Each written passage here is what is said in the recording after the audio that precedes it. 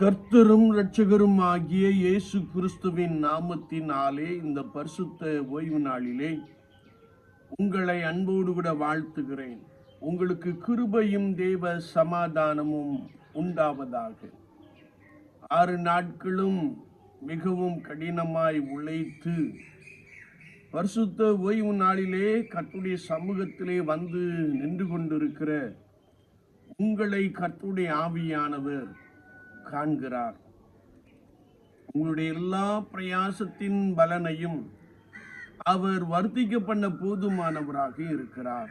ஆண்டவரே, என் கைகளின் பிரயாசத்தை ஆசீர்வதியும், உம்முடைய பிரசன்னத்தினாலே என்னை நிரப்பும், நான் ஆவியோடும் உண்மையோடும் தொழுது கொள்ள கிருபை தாரும் என்று சொல்லி நம்மை கர்த்தருடைய சமூகத்திலே தாழ்த்தி அர்ப்பணித்துக் கொள்ளுகின்ற பொழுது பரிசுத்த ஆண்டவர் உங்களோடு கூட இருந்து உங்களை நன்றாய் நடத்தி உங்களையும் உங்கள் சந்ததிகளையும் ஆசீர்வதிக்க போதுமானவராக இருக்கிறார். ஆராதனையிலே நம்மை கர்த்தருடைய சமூகத்திலே முற்றிலுமாய் தாழ்த்தி அர்ப்பணித்துக் கொள்ளுவோம். ஆவியானவர் உங்களோடு கூட இருந்து உங்களுக்கு செய்யும் நன்மைகளை நீங்கள் காண்பீர்கள். கர்த்தர் உங்களை பலப்படுத்துவார். கர்த்தருடைய ஆவியானவர் உங்களுக்குள்ளே புதிதான கிருபைகளை, புதிதான நன்மைகளை அவர் செய்ய போதுமானவராக இருக்கிறார். இந்த நாளிலும் கர்த்தருடைய ஆவியானவர் நமக்கு கொடுக்கிற வார்த்தை பரிசுத்த யோவான் எழுதின சுவிசேஷம் 14ஆம் அதிகாரம் 1ஆம் வசனம் இப்படி சொல்லுகிறது: உங்கள் இருதயம் கலங்காதிருப்பதாக, தேவனிடத்தில் விசுவாசமாயிருங்கள், என்னிடத்திலும் விசுவாசமாயிருங்கள் என்று சொல்லுகிற ஒரு வார்த்தையை நாம் இங்கே வாசிக்க முடியும். மனிதனுடைய வாழ்க்கையிலே திடீரென்று நடைபெறுகின்ற சம்பவம், திடீரென்று நடைபெறுகிற விபத்து, திடீரென்று சரீரத்தை தாக்குகின்ற நோய்களினாலே, பலவிதமான நெருக்கங்களினாலே மனிதன் கலங்கி போவதை நாம் நன்றாய் அறிந்திருக்க முடியும். ஆனால் கர்த்தருடைய வார்த்தை சொல்லுகிறது, தேவனிடத்தில் விசுவாசமாயிருங்கள், கர்த்தராகிய இயேசு கிறிஸ்துவினிடத்திலும் விசுவாசமாயிருங்கள் என்ற வார்த்தையை நாம் இங்கே வாசிக்க முடியும். விசுவாசம் இல்லாமல் தேவனுக்கு பிரியமாயிருப்பது கூடாத காரியம் என்று வசனம் சொல்லுகிறது. தேவனை தேடுகிறவர்களுக்கு அவர் பலன் அளிக்கிறார் என்று சொல்லி விசுவாசிக்க வேண்டும் என்று நாம் கர்த்தருடைய வேதத்திலே தேடி வாசிக்க முடியும். அது மாத்திரமல்ல, விசுவாசிக்கிறவர்களால் எல்லாம் கூடும் என்று நாம் கர்த்தருடைய பரிசுத்த வேதாகமத்திலே மிக ஆழமாக அறிந்து கொள்ள முடியும். சூழ்நிலை எதுவாயும் காணப்படலாம், ஆனால் சூழ்நிலைக்குள்ளே கர்த்தராகிய இயேசு கிறிஸ்து இருக்கிறார் என்று சொல்லி நாம் விசுவாசிக்கின்ற பொழுது அவர் நம்மோடு கூட இருந்து நம்மை நன்றாய் நடத்திவிட, நம்மை பலப்படுத்திவிட, நம்மை ஆசீர்வதித்துவிட போதுமானவராக இருக்கிறார் என்பதை பரிசுத்த வேதாகமத்தின் துணையோடு கூட நாம் நன்றாய் அறிந்து கொள்ள முடியும். எனவே கர்த்தராகிய இயேசு கிறிஸ்துவை விசுவாசித்து நடக்கின்ற அனுபவத்திலே நீங்கள் பயப்பட வேண்டாம், நீங்கள் கலங்க வேண்டாம். ஆண்டவர் உங்களோடு கூட இருக்கிறார் என்பதை விசுவாசியுங்கள். கர்த்தர் எனக்காக யாவையும் செய்து முடிப்பார் என்று விசுவாசியுங்கள். ஆண்டவராகிய தேவன் உங்களுக்காக மிகப்பெரிய காரியங்களை, மிகப்பெரிய நன்மைகளை அவர் செய்ய போதுமானவராக இருக்கிறார். எனவே கர்த்தருடைய வார்த்தை சொல்லுகிறது, உங்கள் இருதயம் கலங்காதிருப்பதாக என்று கர்த்தருடைய புஸ்தகத்திலே நாம் வாசிக்க முடியும். இதற்கு ஆதாரமாக உபாகமத்தின் புஸ்தகம் 20ஆம் அதிகாரத்தை நாம் திருப்பிக் கொள்ளுகின்ற பொழுது 1ஆம் வார்த்தை சொல்லுகிறது, நீ உன் சத்துருக்களுக்கு எதிராக யுத்தம் செய்ய புறப்பட்டு போகையில் குதிரைகளையும் ரதங்களையும் உன்னிலும் பெரிய கூட்டமாகிய ஜனங்களையும் கண்டால் அவர்களுக்கு பயப்படாயாக. உன்னை எகிப்து தேசத்திலிருந்து புறப்பட பண்ணின உன் தேவனாகிய கர்த்தர் உன்னோடே இருக்கிறார் என்ற வார்த்தையை நாம் இங்கே வாசிக்க முடியும். எனவே இஸ்ரவேலரே கேளுங்கள், இன்று உங்கள் சத்துருக்களுடன் யுத்தம் செய்ய போகிறீர்கள். உங்கள் இருதயம் துவள வேண்டாம். நீங்கள் அவர்களை பார்த்து பயப்படவும் கலங்கவும் தத்தளிக்கவும் வேண்டாம். உங்களுக்காக உங்கள் சத்துருக்களோடு யுத்தம் பண்ணவும் உங்களை ரட்சிக்கவும் உங்களோட கூட போகிறவர்கள் தேவனாகிய கர்த்தர் என்று சொல்ல வேண்டும் என்று வசனம் மிக தெளிவாக கற்றுக் கொடுக்கிறது. சுவாச வாழ்க்கையிலே நம்மை சத்துருக்கள் நெருக்கி கொண்டிருக்கலாம். ஆனால் நான் சத்ருவோடு கூட போராடுகின்ற பொழுது ஆண்டவர் நம்மோடு கூட இருக்கிறார் என்று சொல்ல வேண்டும், விசுவாச அறிக்கை செய்ய வேண்டும் என்பதை குறித்து வசனம் மிக தெளிவாக கற்றுக் கொடுக்கிறது. வேதத்தை நாம் வாசிக்கின்ற பொழுது, ஒருவேளை மாம்சமானவன் உனக்கு சத்துருவாக இருக்க வேண்டாம். கர்த்தருடைய வசனம் சொல்லுகிறது, வான மண்டலத்திலே காணப்படுகிற பொல்லாத ஆவிகளின் சேனைகளோடு நமக்கு போராட்டம் உண்டு என்பதை குறித்து வசனம் மிக தெளிவாக கற்றுக் கொடுக்கிறது. மாம்சத்தோடும் இரத்தத்தோடும் நமக்கு போராட்டம் அல்ல, வான மண்டலங்களிலே காணப்படுகிற பொல்லாத ஆவிகளின் சேனைகளோடு நமக்கு போராட்டம் உண்டு. சுவாச வாழ்க்கையிலே சத்ருவாகிய பிசாசானவன் நமக்கு எதிராக பலவிதமான தந்திரங்களை, பலவிதமான யுத்திகளை கையாளுவதை இந்த உலகத்திலே நாம் காண முடியும். எப்படியாவது ஒரு கர்த்தருடைய ஜனத்தை கவிழ்த்து போட வேண்டும் என்று சொல்லி அவன் எடுத்துக் கொள்ளுகின்ற பிரயாசங்களிலே அநேகர் கண்ணிகளிலே மாட்டிக்கொண்டு விழித்து கொண்டிருப்பதை, தத்தளித்துக் கொண்டிருப்பதை நாம் காண முடியும். ஆனால் வேதம் என்ன சொல்லுகிறது என்றால், நான் அப்படி வான மண்டலத்தில் உள்ள பொல்லாத ஆவிகளின் சேனைகளோடு நாம் போராடுகின்ற பொழுது ஆண்டவர் என்னை ரட்சிக்கிறவர், ஆண்டவர் எனக்கு வெற்றியை கொடுக்கிறவர், கர்த்தராகிய இயேசு கிறிஸ்து சத்ருவாகிய பிசாசானவனை மடங்கடிக்கிறவர் என்று சொல்லி நாம் விசுவாசித்து, எங்களோடு கூட எங்கள் தேவனாகிய கர்த்தர் வருகிறார் என்று சொல்லி நாம் விசுவாசித்து சொல்ல வேண்டும் என்பதாக வசனம் மிக தெளிவாக கற்றுக் கொடுக்கிறது. என்னை கேட்டுக்கொண்டிருக்கிற என் அன்பு சகோதரனே, சகோதரியே, விசுவாச வாழ்க்கையிலே கடன் பிரச்சனை உன்னை நெருக்கி கொண்டிருக்கலாம். ஐயோ, நான் அமிழ்ந்து போவேனோ என்று சொல்லி நீ தத்தளிக்கிற ஒரு நபராய், கலங்குகிற ஒரு நபராய், நான் என்ன செய்வேன் என்று சொல்லி நீ அழுது கொண்டிருக்கிற ஒரு நபராய் காணப்படலாம். கர்த்தருடைய ஆவியானவர் உன்னை பார்த்து சொல்லுகிறார், உங்கள் இருதயம் கலங்காதிருப்பதாக. தேவனிடத்தில் விசுவாசமாயிருங்கள், கர்த்தரிடத்திலும் விசுவாசமாயிருங்கள், இயேசுவினிடத்தில் விசுவாசமாயிருங்கள் என்று சொல்லுகிற வார்த்தையை நாம் வாசிக்க முடியும். கர்த்தராகிய இயேசு கிறிஸ்துவை விசுவாசிக்கின்ற பொழுது அவர் உனக்குண்டான நெருக்கங்களை, உனக்குண்டான பிரச்சனைகளை, உனக்குண்டான வேதனைகளை எடுத்து போட்டு உனக்கு ஒரு புதிய காரியத்தை செய்ய போதுமானவராக இருக்கிறார். எனவே அன்றாட ஜீவியத்திலே நீங்கள் பயப்பட வேண்டாம், நீங்கள் கலங்க வேண்டாம். ஏனென்றால் உங்களுக்காக செயலாற்றுகிற ஒருவர் உண்டு. அவர் கர்த்தராகிய இயேசு கிறிஸ்து, அவர் உங்களோடு கூட இருக்கிறார் என்று சொல்லி நீங்கள் சொல்ல வேண்டும், விசுவாச அறிக்கை செய்ய வேண்டும் என்பதை குறித்து வசனம் மிக ஆழமாக கற்றுக் கொடுக்கிறது.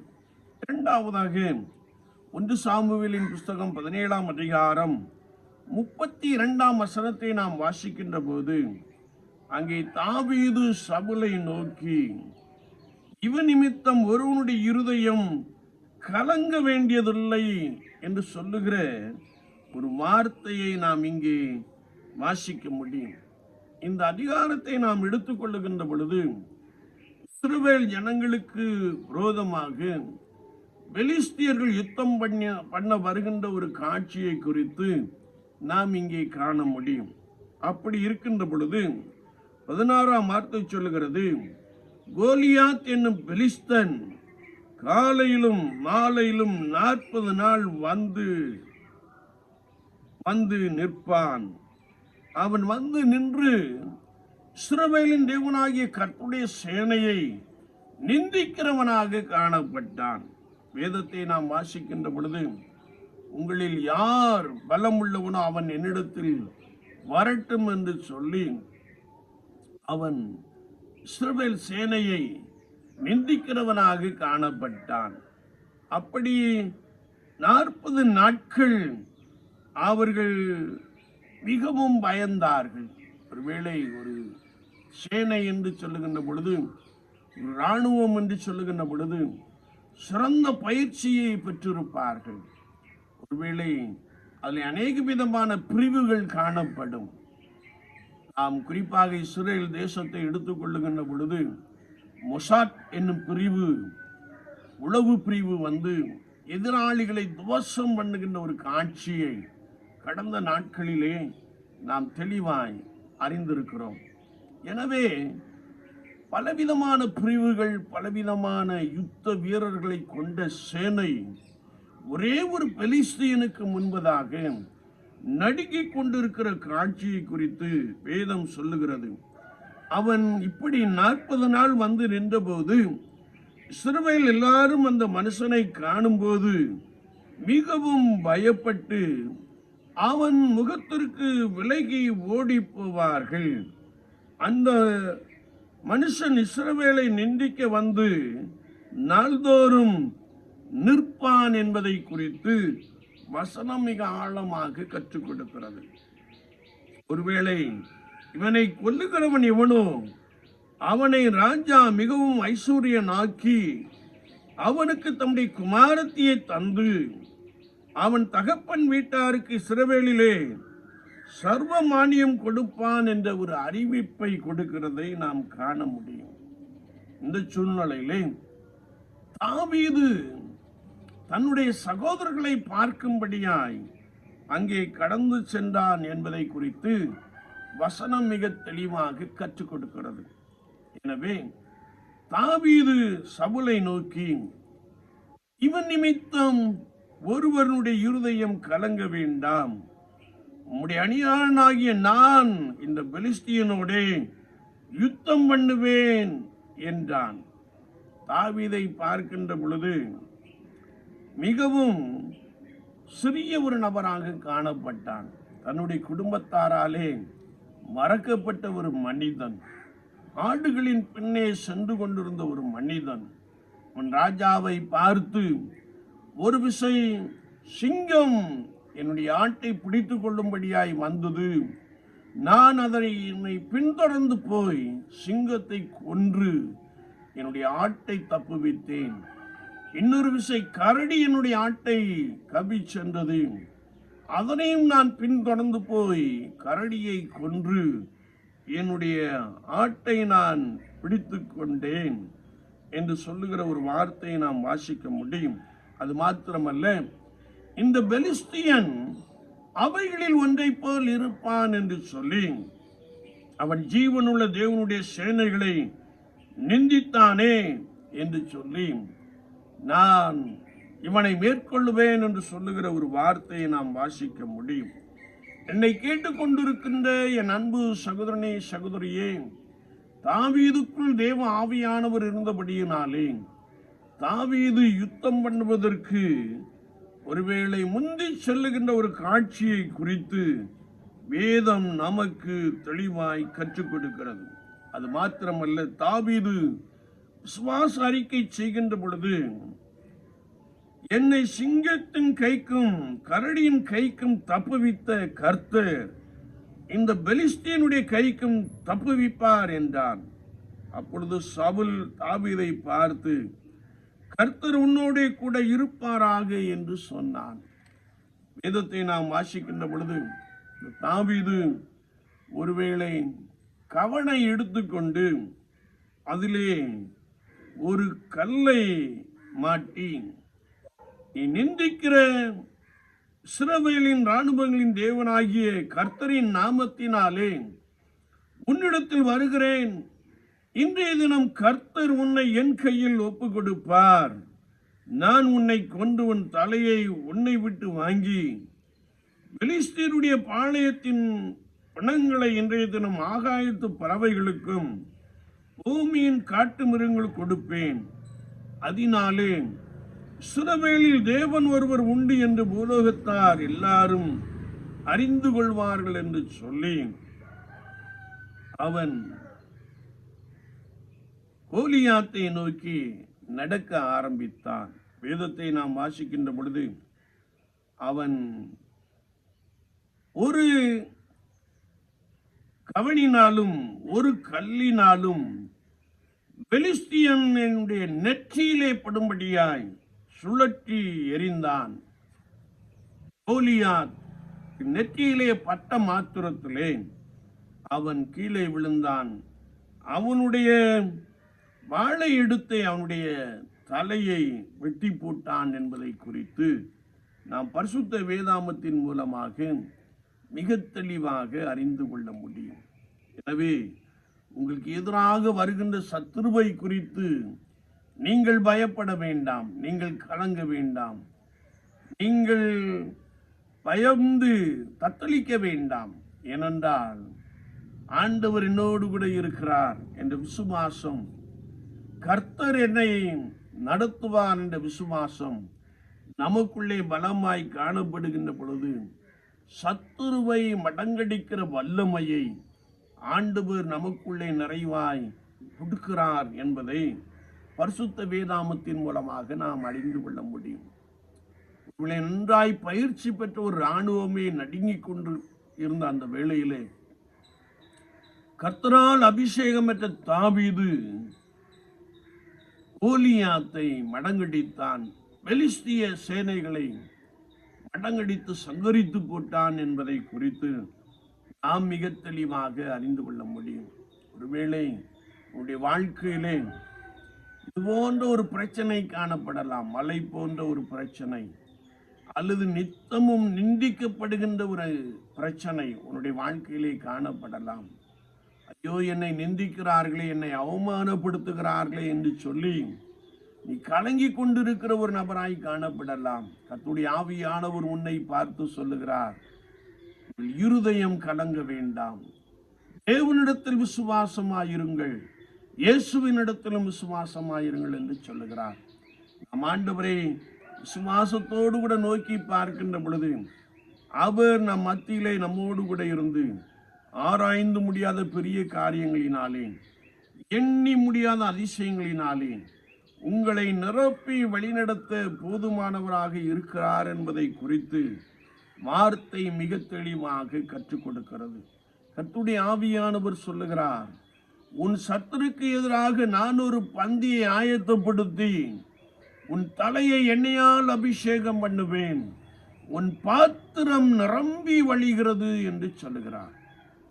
விசுவாச வாழ்க்கையிலே சத்துருவனோடு கூட போராடி கொண்டே இருக்கிறானோ, இன்று காண்கிற எகிப்தியனை இனி நீ காண்பதில்லை என்ற வசனத்தின்படியே உனக்கு விரோதமாய் போராடுகிறவர்களை கர்த்தர் மடங்கடிக்கிறார். கர்த்தராகி ஆண்டவர் உனக்காக யுத்தம் பண்ணுகிறார். வாழ்க்கையிலே மிகப்பெரிய ஒரு நன்மையை கொடுக்க போதுமானவராக இருக்கிறார். ஐயோ, காரணமில்லாமல் என்னை பகைக்கிறார்களே, காரணமில்லாமல் எங்களுக்கு விரோதமாய் செயல்படுகிறார்களே என்று சொல்லி நீ அடிக்கடி புலம்பிக் கொண்டிருக்கிற ஒரு நபராய் காணப்படலாம். பயப்படாதே, கலங்காதே, உன்னோடு கூட தேவனாகிய கர்த்தர் இருக்கிறார் என்று சொல்ல வேண்டும் என்று வசனம் சொல்லுகிறது. அப்படி நீ விசுவாசித்து நடக்கின்ற பொழுது ஆண்டவருடைய வாழ்க்கையிலே மிகப்பெரிய வெற்றியை கொடுக்க போதுமானவராக இருக்கிறார். உன் சத்துரு தலை கவிழ்ந்து போகின்ற ஒரு காட்சியை நீ காண்பாய். எனவே ஆண்டவர் தம்முடைய ஜனங்களை பார்த்து சொன்னபோது, இன்று காண்கிற எகிப்தியனை நீ இனி காண்பதில்லை, உனக்கு விரோதமாய் போராடி கொண்டிருக்கிற நபர்களை நீ இனி காண்பதில்லை. கர்த்தர் உன்னோடே இருக்கிறார். கர்த்தர் உனக்காக யுத்தம் பண்ணுகிறார். வாழ்க்கையிலே கர்த்தர் பெரிய காரியங்களை செய்ய போதுமானவராக இருக்கிறார். ஒருவேளை நீ பணி செய்து கொண்டு இருக்கின்ற இடத்திலே உனக்கு கிடைக்க வேண்டிய மேன்மை, உனக்கு கிடைக்க வேண்டிய உயர்வை வேறொருவர் பெற்றிருக்கலாம். கவலைப்படாதே, கர்த்தர் உன்னோடே இருக்கிறார். அவர் உன்னை உயர்த்துகிறார். அவர் உன்னை எல்லாருக்கும் மேலாக உயர்த்த போதுமானவராக இருக்கிறார். யோசேப்பினுடைய வாழ்க்கையிலே அவன் மிகவும் துன்புறுத்தப்பட்டான், மிகவும் வேதனையோடு கூட காணப்பட்டான். அவனுடைய சகோதரர்கள் அவனை கொன்று போட விரும்பினார்கள். ஆனால் கர்த்தர் அவனோடு கூட இருந்தார். கர்த்தர் அவனோடு கூட இருந்தபடியினாலே அடிமையாய் கொண்டு போகப்பட்ட தேசத்திலே, எகிப்து தேசத்திலே ராஜாவுக்கு அடுத்த ஸ்தானத்திலே உயர்த்தி ஆசீர்வதிக்கப்பட்டான். காரணம் என்னவென்றால் கர்த்தர் யோசேப்போடே இருந்தார். கர்த்தருடைய ஆவியானவர் யோசேப்போடே இருந்தார். யோசேப்பு தேவ ஆவியை பெற்றிருந்தான். எனவே தன்னுடைய வாழ்க்கையிலே கர்த்தர் என்னோடு கூட இருக்கிறார் என்ற நம்பிக்கையிலே, விசுவாசத்திலே பலப்பட்டான். ஆண்டவர் எல்லாவற்றுக்கும் மேலாக அவனை உயர்த்தி ஆசீர்வதித்தார் என்பதை நாம் நன்றாய் அறிந்திருக்கிறோம். அவனுடைய சகோதரர்கள் அவருடைய தேசத்திலே பஞ்சத்து நிமித்தமாய் அவனை வந்து பணிந்து கொண்ட காட்சியை குறித்து நாம் மிக தெளிவாக அறிந்திருக்கிறோம். என்னை கேட்டுக்கொண்டிருக்கிற என் அன்பு சகோதரனே, சகோதரியே, ஒருவேளை உனக்கு உண்டான உயர்வை இன்னொருவர் தட்டி பறித்திருக்கலாம். கவலைப்படாதே, கர்த்தர் உன் தலையை உயர்த்துகிறார். கர்த்தர் உன்னை மேன்மைப்படுத்துகிறார். நீ இருக்கின்ற இடத்திலே கர்த்தர் உன்னை உயர்த்தி ஆசீர்வதிக்க போதுமானவராக இருக்கிறார். நீ என்ன சொல்ல வேண்டுமே என்றால், கர்த்தர் என்னோடே இருக்கிறார், அவர் எனக்காக யுத்தம் பண்ணுகிறார் என்று சொல்ல வேண்டும் என்று வசனம் மிக ஆழமாக கற்றுக் கொடுக்கிறது. கடைசியாக நாம் பரிசுத்த மத்தேயு எழுதின சுவிசேஷம் 14ஆம் அதிகாரத்தை நாம் திருப்பிக் கொள்ளுகின்ற பொழுது 22ஆம் வசனம் முதல் சில வசனங்களை நாம் வாசிக்கின்ற பொழுது, இயேசு ஜனங்களை அனுப்பிவிடுகையில் தம்முடைய சீஷர்கள் படவில் ஏறி தமக்கு முன்னே அக்கறைக்கு போகும்படி அவர்களை துரிதப்படுத்தினார். அவர்கள் நடுக்கடலில் சென்று கொண்டிருந்த பொழுது அவர்களுக்கு எதிராக காற்று பலமாய் காணப்பட்டது. காற்று எதிராய் காணப்பட்டபடியினாலே அவருடைய படகுகள் அலக்களிக்கப்பட்டதையும் அவர்கள் மிகவும் கஷ்டப்படுகிறதையும் இயேசு கண்டு கடலின் மேல் நடந்து வந்தார். வேதத்தை நாம் வாசிக்கின்ற பொழுது கர்த்தருடைய வார்த்தை சொல்லுகிறது, அப்பொழுது பேதுரு, ஆண்டவரே, நீரே ஆனால் நானும் கடலின் மேல் நடக்க வேண்டும் என்று சொன்னான். வேதத்தை நாம் வாசிக்கின்ற பொழுது அவர்கள் மிகவும் பயந்திருந்த சூழ்நிலையிலே இயேசு அவர்கள் மத்தியிலே நடந்து வந்தார். இயேசு நடந்து வந்து வேதத்தை நாம் வாசிக்கிறோம், பயப்படாதிருங்கள் என்று சொன்னார். பேதுரு, ஆண்டவரே நீரே ஆனால் நானும் கடலிலே நடக்க வேண்டும் என்று சொன்ன மாத்திரத்திலே வா என்று சொன்னார். பேதுரு கடலின் மேல் நடந்தான். வேதத்தை நாம் வாசிக்கின்ற பொழுது காற்று பலமாயிருக்கிறதை கண்டு பயந்து அமிழ்ந்து போகையில், ஆண்டவரே என்னை ரட்சியும் என்று கூப்பிட்டான் என்று வேதம் சொல்லுகிறது. என்னை கேட்டுக்கொண்டிருக்கிற என் அன்பு சகோதரனே, சகோதரியே, உன்னுடைய கண்கள் கர்த்தரையே நோக்கி இருக்குமே என்றால் நீ பயப்பட வேண்டிய அவசியம் இல்லை. நீ நித்தமும் கர்த்தருடைய சமூகத்திலே காத்திருக்கிற ஒரு நபராய் இருந்தால் உலகத்திலே காணப்படுகிற சம்பவங்களை குறித்து அல்லது உனக்கு எதிராக வீசப்படுகின்ற காற்றை குறித்து, உனக்கு எதிராக செயலாற்றுகின்ற சில ஆவிகளை குறித்து நீ பயப்பட வேண்டிய அவசியம் இல்லை. ஏனென்றால் கர்த்தர் உன்னோடே இருக்கிறார் என்று சொல்லி நீ விசுவாசிக்க வேண்டும். இங்கே கர்த்தருடைய வார்த்தையை நாம் வாசிக்கின்ற பொழுது பேதுருவின் கண்கள் இயேசுவையே நோக்கி இருந்த பொழுது அவன் கடலின் மேல் நடந்து வந்தான் என்று வேதம் சொல்லுகிறது. ஆனால் அவனுடைய கண்களை அவன் உலகத்திற்கு நேராக திருப்பின பொழுது, காற்று பலமாயிருக்கிறதை அவன் கண்ட பொழுது, ஐயோ நான் அமிழ்ந்து போகிறேனே என்று சொன்னான். விசுவாச வாழ்க்கையிலே நான் உலகத்தை பார்க்கின்ற பொழுது, உலகத்துக்கு அடுத்த காரியங்களை நாம் சிந்திக்கின்ற பொழுது, நினைக்கின்ற பொழுது, விசுவாச வாழ்க்கையிலே மிகவும் தத்தளிக்கிற ஒரு நபராய், கலங்குகிற ஒரு நபராய் மாறிவிடுகிறோம் என்பதை குறித்து வசனம் நமக்கு மிக தெளிவாக கற்றுக் கொடுக்கிறது.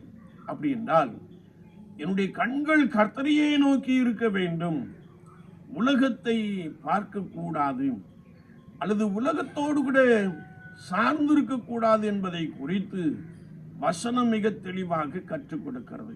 இயேசு ஒரு விஷயம் சொன்னபோது, நான் உலகத்தான் அல்லாதது போல நீங்களும் உலகத்தார் அல்ல என்று சொல்லி இருக்கிறார். பிரித்தெடுக்கப்பட்ட அனுபவத்திலே கர்த்தராகிய இயேசுவையே சார்ந்து வாழுகின்ற அந்த கிருபையை பெற்ற ஜனமாய் நாம் காணப்படுகின்ற பொழுது, நமக்கு விரோதமாய் எவ்வளவு பெரிய சம்பவங்கள் நடந்தாலும், எவ்வளவு பெரிய காற்றடித்தாலும், ஆண்டவர் நம்மை ரட்சிக்க வல்லமை உடையவராக காணப்படுகிறார். வேதம் சொல்லுகிறது, அவர்கள் இருந்த படவிலே ஏறினார், காற்று அமர்ந்தது என்று சொல்லி கர்த்தருடைய வேதத்திலே நாம் மிக தெளிவாக அறிந்து கொள்ள முடியும். என்னை கேட்டுக்கொண்டிருக்கிற என் அன்பு சகோதரனே, சகோதரியே, விசுவாச வாழ்க்கையிலே கர்த்தராகிய இயேசு கிறிஸ்துவை உன் வாழ்க்கை என்னும் படகிலே நீ ஏற்றிக் கொள்ளுகின்ற பொழுது, இயேசு கிறிஸ்துவை சொந்த இரட்சகராக நீ ஏற்றுக்கொள்ளுகின்ற பொழுது, இயேசு கிறிஸ்துவை உன்னுடைய இருதயமாகிய பலிபீடத்திலே நீ வைத்துக் கொள்ளுகின்ற பொழுது, உனக்கு எதிராக உருவாக்கப்படும் எந்த ஆயுதத்தையும் அவர் முறித்து போட வல்லமையுடையவராக இருக்கிறார். உனக்கு விரோதமாய் எழும்புகிற ஆயுதம் வாய்க்காதே போம் என்று சொல்லுகிறார்.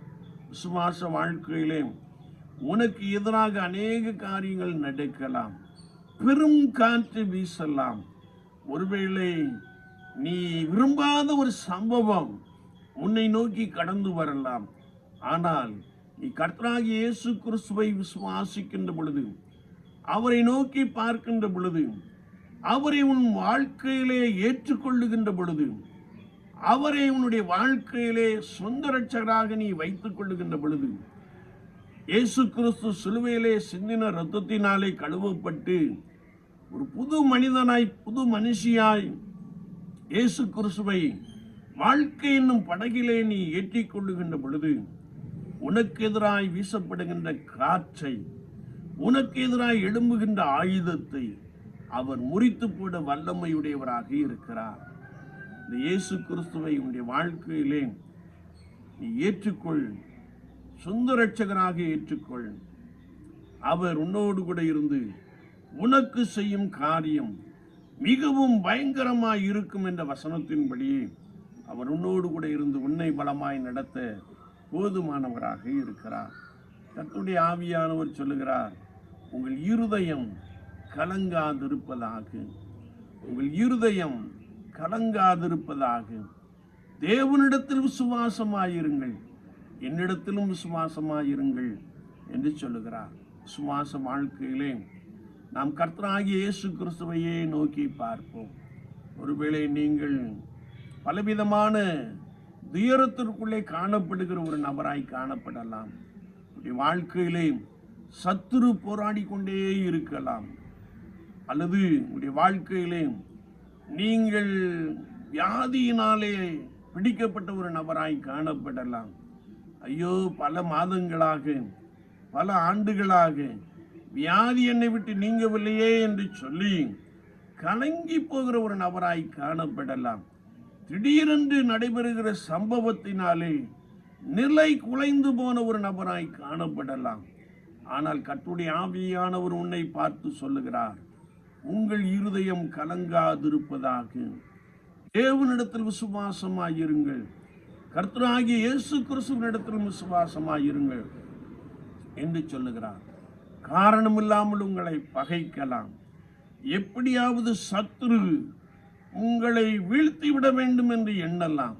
ஆனால் இவை எல்லா சூழ்நிலையிலும் நீங்கள் சொல்ல வேண்டிய வார்த்தை, கர்த்தர் எங்களுக்காக யுத்தம் பண்ணும்படியாய் எங்களோடு கூட இருக்கிறார், எங்களோடு கூட யுத்தம் பண்ணும்படியாய் வருகிறார் என்று சொல்ல வேண்டும் என்று வசனம் மிக தெளிவாக கற்றுக் கொடுக்கிறது. ஒவ்வொரு நாளும் காலையில் எழுந்தவுடனே விசுவாச அறிக்கை செய்யுங்கள். கர்த்தர் என்னோடே இருக்கிறார், கர்த்தர் எங்களோடே இருக்கிறார். அவர் எங்களுடைய வாழ்க்கையிலே எங்களுக்கு எதிராய் வீசுகின்ற காற்றிலிருந்து, எங்களுக்கு எதிராய் நடைபெறுகின்ற சம்பவங்களில் இருந்து எங்களை காப்பாற்ற போதுமானவராக இருக்கிறார், எங்களை ரட்சிக்க போதுமானவராக இருக்கிறார் என்று சொல்லி நீங்கள் விசுவாசியுங்கள். ஒருவேளை உங்களுக்கு விரோதமாய் எழும்புகிற எந்த ஒரு காரியமானாலும் கர்த்தருடைய ஆவியானவர் அதை மடங்கடிக்க போதுமானவராக இருக்கிறார். கர்த்தருடைய ஆவியானவர் சொல்லுகிறார், நான் உன் சத்துருவுக்கு வெட்கத்தை உடுத்துவேன் என்று சொல்லுகிறார். எனவே நீங்கள் கலங்க வேண்டாம், நீங்கள் பயப்பட வேண்டாம். என்னோடு கூட தேவனாகிய கர்த்தர் இருக்கிறார் என்று விசுவாசியுங்கள். எங்களோடு கூட ஆண்டவர் இருக்கிறார் என்று சொல்லி விசுவாசியுங்கள்.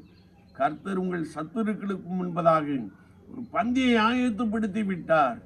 உங்கள் தலையை எண்ணெயால் அபிஷேகம் பண்ணுகிறார். உங்களுடைய பாத்திரம் நிரம்பி வழிகின்ற ஒரு அனுபவத்தை கொடுக்கிறார்.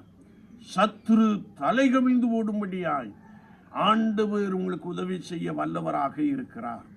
எனவே உங்களுடைய இருதயம் கலங்க வேண்டாம். நீங்கள் கர்த்தராகிய இயேசு கிறிஸ்துவினிடத்தில் விசுவாசமாயிருங்கள். அவர் உங்களை ரட்சிப்பார், அவர் உங்களை விடுதலையாக்குவார், அவர் உங்களுடைய வாழ்க்கையிலே ஒரு பெரிய அற்புதத்தை செய்வார், அவர் உங்களுடைய வாழ்க்கையிலே ஒரு பெரிய அதிசயத்தை செய்வார்.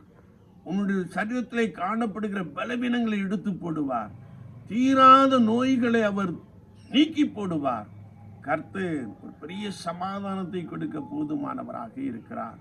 என்னை கேட்டுக்கொண்டிருக்கிற என் அன்பு சகோதரனே, சகோதரியே, விசுவாச வாழ்க்கையிலே ஐயோ என்னுடைய சரீரத்திலே வியாதி என்னை கொடூரமாய் தாக்கி உள்ளதே என்று சொல்லி நீ கலங்கி கொண்டிருக்கிற ஒரு நபராய் காணப்படலாம். ஒருவேளை மருத்துவர் உன்னை கைவிட்டு இருக்கலாம்.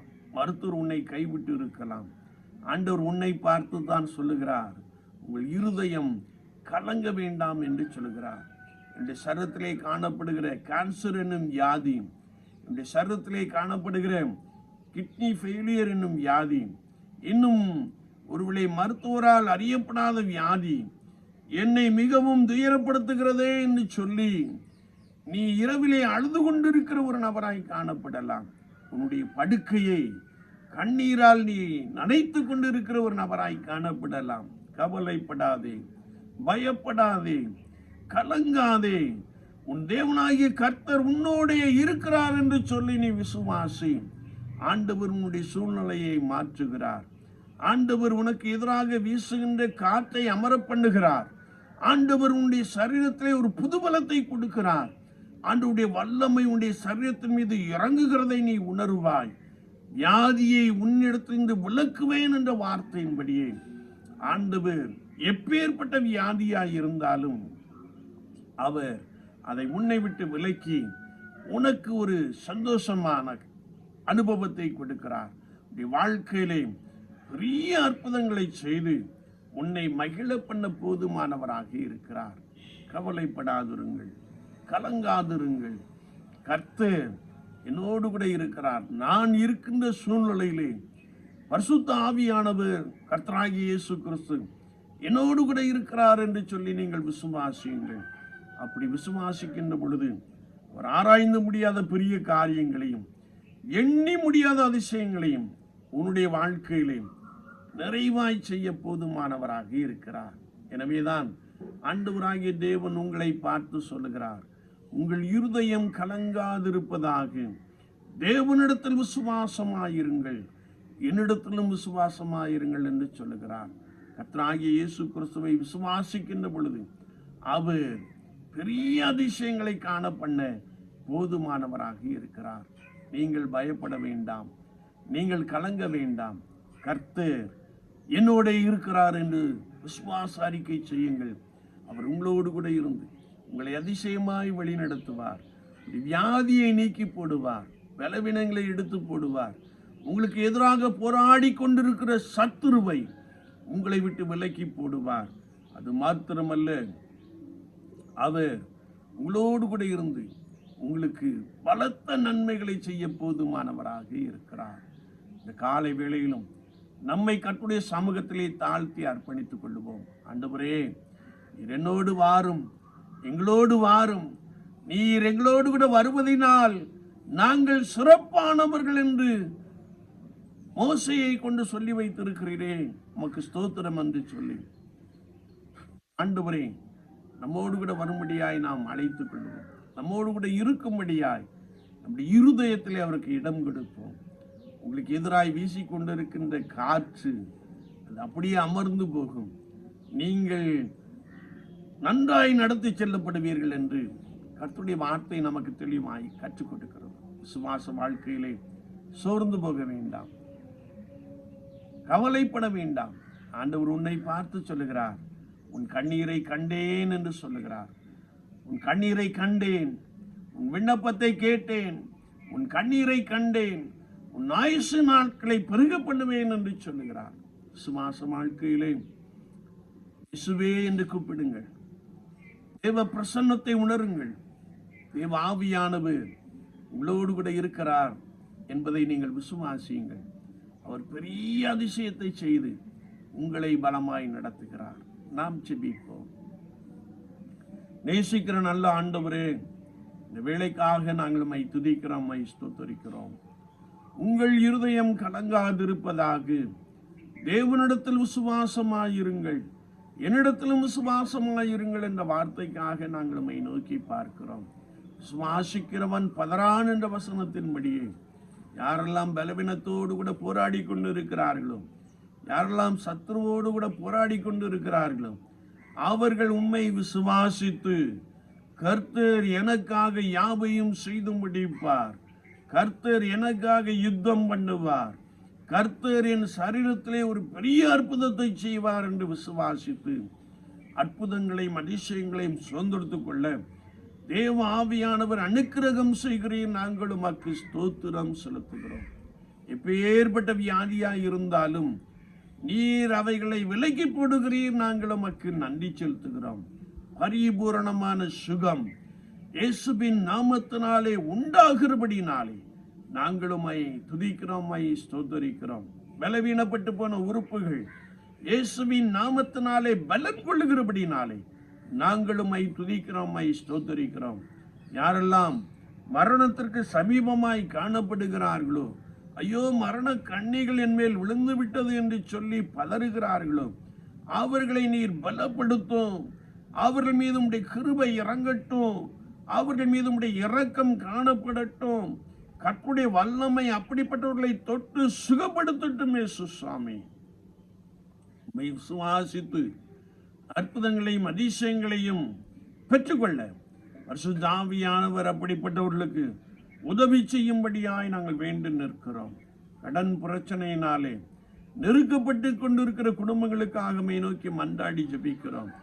ஆண்டவர் கடன் பிரச்சனைகள் எல்லாவற்றையும் எடுத்து போட்டு ஒரு புதிய பொருளாதாரத்தை அப்படிப்பட்ட குடும்பங்களுக்குள்ளே நீர் கொடுக்கும்படியாய் நாங்கள் வேண்டி நிற்கிறோம். கர்த்தரை விசுவாசித்து ஆண்டவரே நிறைவை பெற்றுக்கொள்ள பரிசுத்த ஆவியானவர் உதவி செய்வீராக. நீயோ கடன் கொடுப்பாய், நீ கடன் வாங்காதிருப்பாய் என்ற வசனம் அப்படிப்பட்டவர்களுக்குள்ளே பலமாய் வந்து காணப்படட்டும். நெருக்கங்கள் இயேசுவின் நாமத்தினாலே விலகி போகட்டும். வெறுமை இயேசுவின் நாமத்தினாலே நீங்கி போகட்டும். கர்த்தர் புதிய ஆசீர்வாதங்களினாலே உம்மை விசுவாசிக்கிற ஜனங்களை நிரப்புவீராக. நாளிலே அதிசயங்களினாலும் அற்புதங்களினாலும் பலமாய் நடத்தும்படியாய் நாங்கள் வேண்டி நிற்கிறோம். கலங்கி கொண்டிருக்கின்ற ஒவ்வொரு இருதயத்தையும் கர்த்தர் ஸ்திரப்படுத்துகிறேன். நாங்கள் உமக்கு நன்றி செலுத்துகிறோம். விசுவாசித்து நன்மைகளை சுதந்திரத்துக் கொள்ள, விசுவாசித்து அற்புதங்களை பெற்றுக்கொள்ள பரிசுத்த ஆண்டவர் அப்படிப்பட்ட ஜனங்களுக்கு அதிகமாய் உதவி செய்வீராக. வியாதியை உன்னை விட்டு விலக்குவேன், வாதை உன் கூடாரத்தை அணுகாது என்று சொன்ன மாத்திரத்திலே வியாதி எல்லாவற்றையும் நீர் விலக்கி போடுவீராக. ஆண்டவரே, உன் சத்துருக்கு எதிராக நான் ஒரு பந்தியை ஆயத்தப்படுத்தி உன் தலையை எண்ணெயால் அபிஷேகம் பண்ணுகிறேன், உன் பாத்திரம் நிரம்பி வழிகிறது என்ற வசனம் அப்படிப்பட்டவர்களுக்குள்ளே பலமாய் வந்து நிறைவேறட்டும். சத்துருக்களுக்கு வெட்கத்தை உடுத்துவீராக. இன்று காண்கிற எகிப்தியனை இனி காண்பதில்லை என்ற வசனம் ஆண்டவரே உம்முடைய ஜனங்களுக்குள்ளே பலமாய் நிறைவேறும்படியாய் நாங்கள் வேண்டு நிற்கிறோம். வார்த்தைகளை கேட்டவர்களை பலப்படுத்தும். உண்மையிலே பலன் கொள்கிற அனுபவத்தால் நிரப்பியருளும். நன்மையும் கிருபை ஆசீர்வாதமும் சமாதானமும் உம்மை விசுவாசிக்கின்ற ஜனங்களுக்குள்ளே நிறைவாய் காணப்படட்டும். இயேசு கிறிஸ்துவின் நாமத்தில் ஜெபங்களும் பரிசுத்த பிதாவே, ஆமென், ஆமென்.